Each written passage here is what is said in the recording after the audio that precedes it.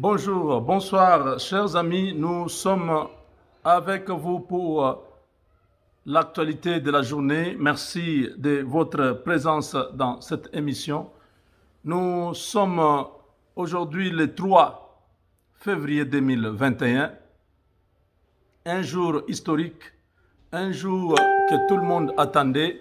Aujourd'hui, le kabylisme est en deuil parce que nous venons de tourner l'histoire, nous venons de tourner la page de l'histoire de la Kabylie avec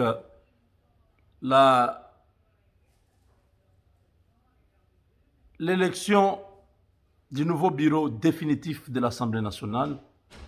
Mbosso, élu président de cette institution, Jean-Marc Kabound Akabound, élu premier vice-président de cette institution. Chers amis, la page est tournée. Mabunda appartient au passé.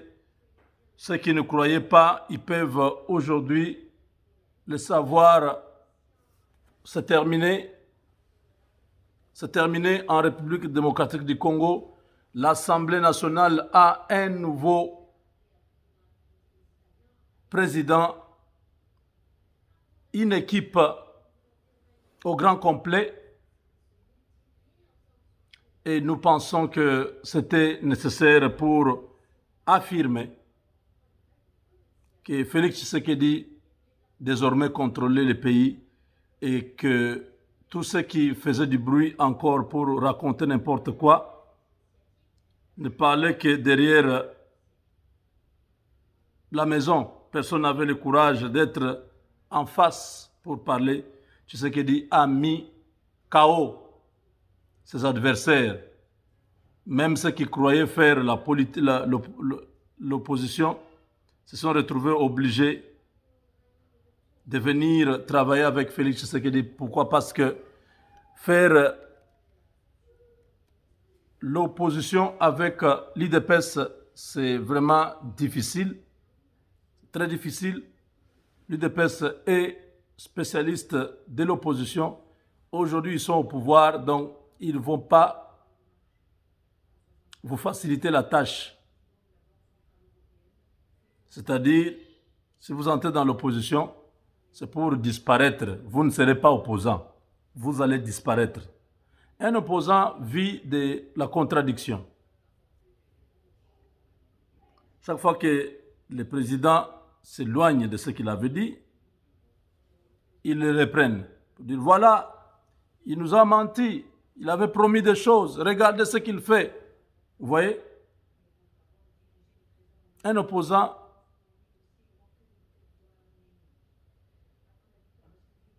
conteste, proteste, critique et aime trop manifester. On le voit en Russie, l'homme qu'on avait arrêté, qui était empoisonné, tout ça. Nous voyons en France, partout, l'opposition a été toujours dans l'optique de pouvoir chercher à discréditer ceux qui sont au pouvoir. Mais aujourd'hui, où l'UDPS est au pouvoir, les opposants ont des difficultés à faire de l'opposition. Pourquoi? Parce qu'il n'y a pas moyen, il n'y a pas de brèche.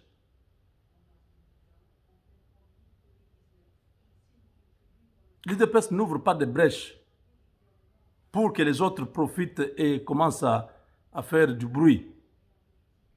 L'UDPS marche avec beaucoup de prudence et il respecte la loi. Et si vous n'avez pas d'activité, pendant un temps, les membres du parti commencent à s'affaiblir, à se refroidir. Vous êtes opposant, comme les PPRDC, ils veulent être opposants. Ils verront qu'ils n'auront rien à faire. Il n'y aura pas de marche, il n'y aura rien. Tout marchera bien dans le pays. Plus il n'y a pas de marche, plus il n'y a pas de protestation, plus il n'y a pas d'activité pour contraindre ceux qui sont au pouvoir, plus il y a affaiblissement, il y a froideur, il y a découragement. Bref, les partis disparaissent un à un. Au niveau de l'Assemblée nationale, chers amis, on a vu tout le monde, même Jeannette Kabila, aller voter. Ils nous ont dit quoi? Que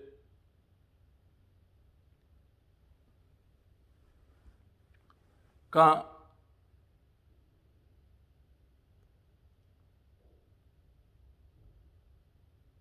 le bureau, quand il y aura les élections du bureau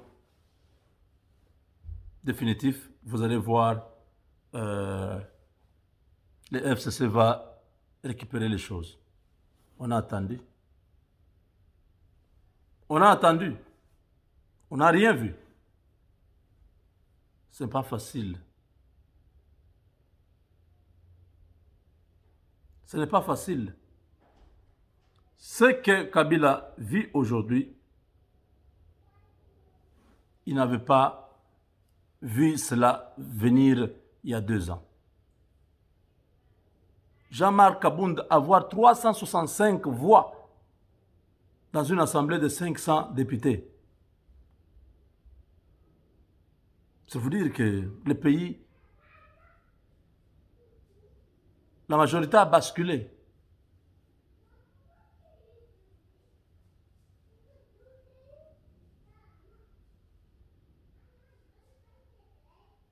Bahati Lukwebo a identifié cette majorité il y a quelques jours en arrière. Aujourd'hui, la démonstration, c'était dans la salle. On n'a pas à donner un mot d'ordre. Tout le monde sait qu'il faut élire les tickets Union Sacrée. 365 voix.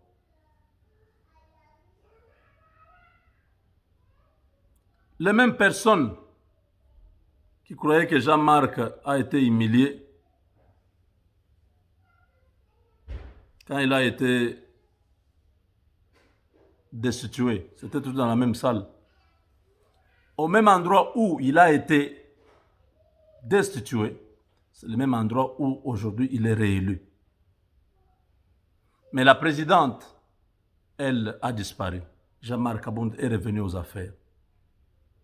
Ce sont des choses qui dépassent l'entendement. Mabound était d'accord, elle était contente que Kabound tombe pendant qu'ils étaient dans une coalition. C'était inconcevable. Si c'était des opposants qui voulaient son départ, les opposants n'étaient pas majoritaires à l'Assemblée nationale. Donc s'il était déchu autrefois, c'était avec le concours du PPRD. Aujourd'hui, le PPRD est resté seul dans l'opposition. Les 130 députés que vous n'avez pas vus, qui n'ont pas voté pour Jean-Marc, ce sont les quelques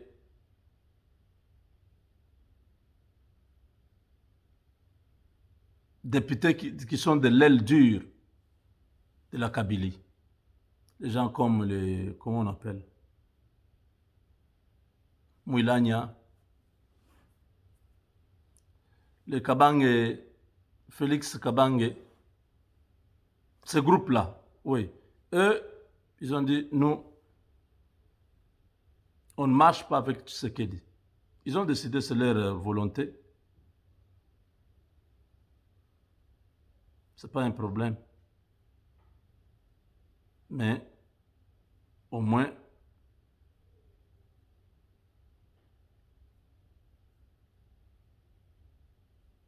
Jean-Marc Kabound, aujourd'hui, a retrouvé le sourire.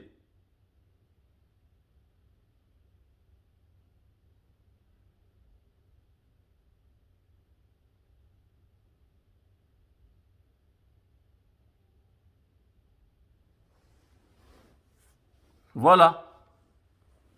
Les élections, c'est terminé. Hein? C'est terminé déjà. Nous avons au moins la joie de savoir que l'Assemblée nationale aujourd'hui est aux couleurs nationales. C'est une Assemblée nationale aujourd'hui qui va travailler pour le peuple, qui va travailler pour le Congo, pas pour un individu qui est assis à Kingakati, qui envoie les ordres.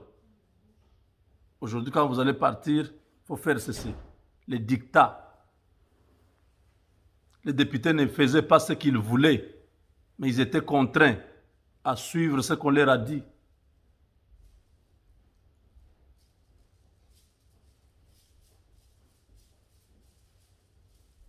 Donc voilà. C'est terminé cette histoire. On amène un sac d'argent dans une voiture dehors. On amène des enveloppes, on donne aux invités. C'est terminé. Tshisekedi ne donne pas l'argent. Ceux qui l'ont rencontré ont déjà commencé à se plaindre. Oh, le président lui donne. Mais ce n'est pas le président qui doit donner l'argent aux gens. Le président garantit à tout le monde une vie juste et équitable.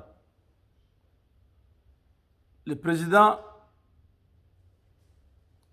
garantit le fonctionnement des le bon fonctionnement des institutions. La présidence, l'Assemblée nationale, le Sénat, la primature, les cours et tribunaux, bref, le pays en entier.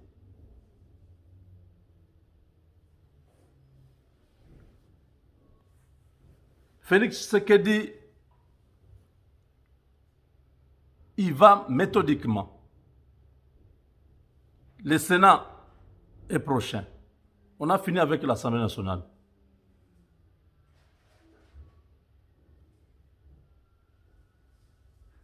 Ça a commencé par des discours. Après, il a nommé l'informateur. Mabunda est tombé. Le bureau d'âge a organisé les élections. Maintenant, nous avons le bureau définitif. Vous voyez, n'est-ce pas? C'est méthodique. De la même manière, le Premier ministre est tombé.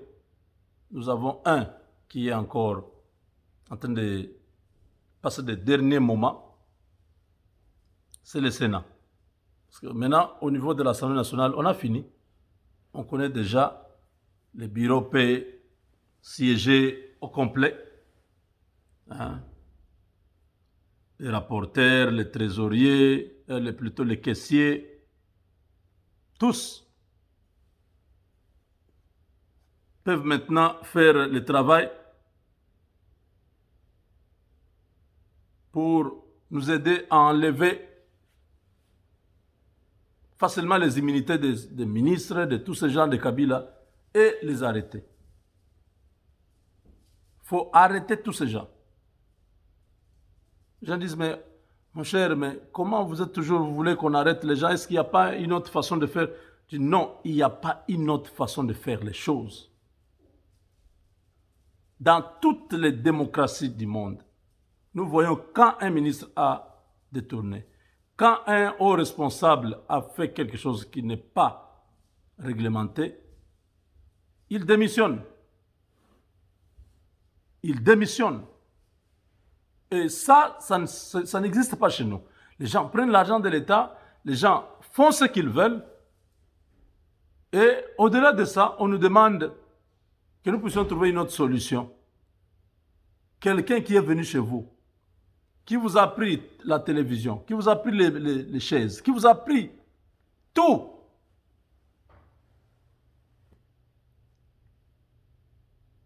Tu vas te retrouver que c'est la personne qui avait pris ces choses-là. C'est lui. Le juge te demande, on fait quoi de lui?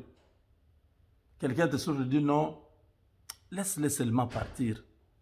Non, demain il viendra encore faire. On doit le punir, il doit être arrêté. pour les actes qu'il a posés. Et ainsi, ce message-là sera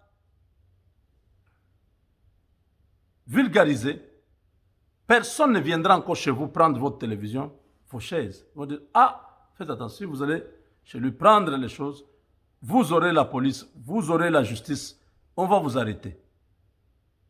C'est ce que nous voulons de notre pays. Comment expliquez-vous qu'un ancien ministre, il y a 2 ans, il était ministre des Mines. Je prends un exemple. Ministre des Mines va acheter un jet privé qui lui coûte 65 millions d'euros. Comment expliquez-vous ça? Un ministre du gouvernement congolais dans un pays où il y a près de 100 millions d'âmes, 100 millions d'habitants, avec un budget dérisoire de 6 milliards. Parce qu'ils ont parlé de 11 milliards, ils n'étaient même pas en mesure de mobiliser cela. Ils ont fini l'année avec à peu près 6 milliards. Dans un pays pauvre comme ça, économiquement, potentiellement riche, un ex-ministre des Mines peut taper le luxe d'aller acheter cash un jet privé qui lui coûte 65 millions d'euros. Chez mon you. Ça fait très mal. Et des gens comme ça, je parle du ministre Kaboué Loulou. Des gens comme ça, vous allez dire qu'on les laisse? Non, ce sont des gens qu'on doit arrêter.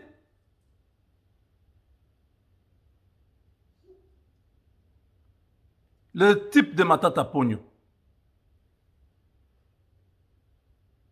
Des projets clairement présentés à la nation. Les gens espéraient manger les produits du parc agro-industriel de Bukangalonzo. Le nom est parti. Moi, je ne connaissais même pas Bukangalonzo.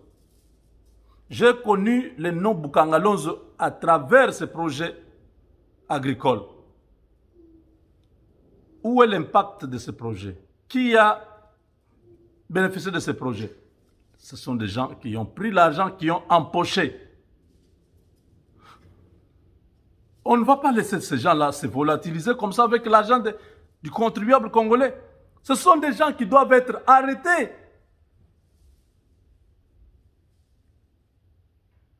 Ils doivent répondre de leurs actes.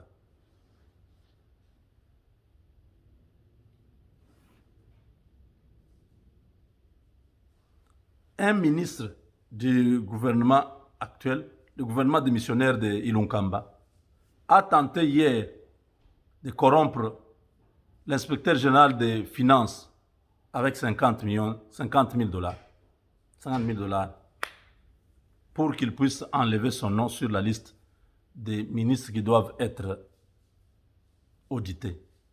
Parce qu'il sait qu'il a détourné, il va aller en prison. Heureusement qu'Alinguete a dit non. Je n'ai pas besoin de cet argent. Tu peux les garder. Chers amis, l'Assemblée nationale a basculé. La couleur de l'Assemblée a pris la couleur de la nation. Ce sont des patriotes qui sont aujourd'hui là pour servir le peuple congolais. Avec Dieu, nous vaincrons.